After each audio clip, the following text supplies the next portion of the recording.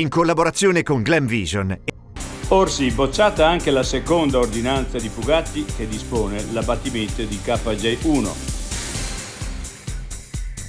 Orsi, ecco il nuovo dispositivo da attaccare alla pelliccia per il monitoraggio in Canada. Genovesi dell'ISPRA. Così gestione molto più efficace. In Trentino nessun orso con radiocollare. Ritrovato sul K2 lo zaino di Lorenzo Mazzoleni. Il fortissimo alpinista lecchese morì nel 1996 durante la discesa dalla seconda montagna più alta del mondo. Mi sono ritrovato 83 punture sulle gambe e un prurito fortissimo dopo un'escursione in quota. Pericolosi lupi? Niente in confronto a questo.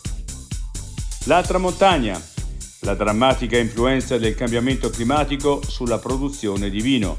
Le colture italiane si stanno adattando troppo lentamente, secondo una nuova ricerca.